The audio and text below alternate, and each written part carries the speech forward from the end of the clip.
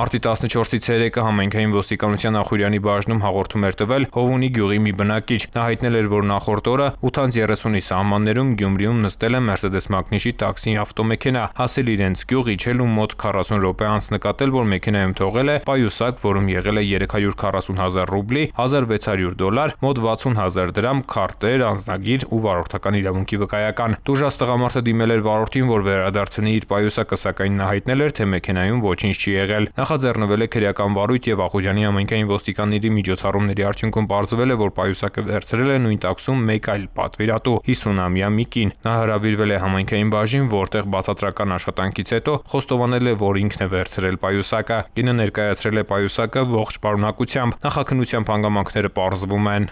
Ծանուցում հանցագործության համար մեղադրվողը համարվում է անմեղ, քանի դեռ նրա մեղավորությունն ապացուցված չէ քրեական դատավարության օրենսգրքով սահմանված կարգով, դատարանի օրինական ուժի մեջ մտած դատավճռով։ Կոտայքի մարզի գումարտակի պարեկները մարտի 26-ին ճանապարհային երթևեկության կանոնները խախտելու համար Առինջ գյուղի առաջին փողոցում կանգնեցրել են 55-ամյա տղամարդու մեքենան։ Իրավախախտման վերաբերյալ արձանագրություն չկազմելու համար վարորդը որպես կաշառք փորձել էր պարեկներին տալ 5,000 դրամ։ Կաշառք տալու անմիջականորեն ցակած կասկածանքով Երևանի բնակիչ 55-ամյա տղամարդը ձերբակալվել եւ տեղափոխվել է համայնքային ոստիկանության Կոտայքի բաժին։ Կազմված փաստաթղթերն ուղարկվել են հակակոռուպցիոն կոմիտե։ Ծանուցում հանցագործության համար մեղադրվողը համարվում է անմեղ, քանի դեռ նրա մեղավորությունն ապացուցված չէ քրեական դատավարության օրենսգրքով սահմանված կարգով, դատարանի օրինական ուժի մեջ մտած դատավճռով։ 112 բարև ձեզ, լսում եմ։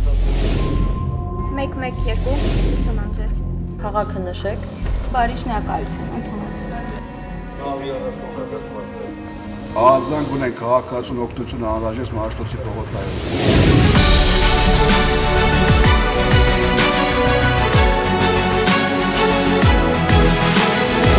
112 մեկ զանգ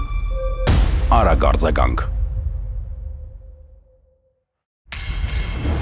Կառավարությունն իրազեկում է։ Կասկածելի անձանց եւ կազմակերպությունների միջոցով մի ստացեք եւ մի փոխանցեք դրամական միջոցներ։ Հարգելի քաղաքացիներ, ներքին գործերի նախարարության ոստիկանությունը հորդորում է դրսևորել առավելագույն զգոնություն, երբ անծանոթ անձինք հորդորում կամ խնդրում են իրականացնել դրամական միջոցների ընդունում եւ փոխանցում։ Ձեռնպահ մնացեք կասկածելի գործունեություն իրականացնող հիմնադրամների կամ կառույցների միջոցով դրամական որևէ փոխանցում ընդունելուց կամ կատարելուց։ Այդպիսի փոխանցումների հետևանքով կարող եք ոչ միայն ֆինանսական կորուստներ ունենալ, այլև ձեր կամքից անկախ դառնալ հանցավոր շղթայի մի մասը։ Եղեք զգոն եւ չեք դառնա զեղծարարության զոհ։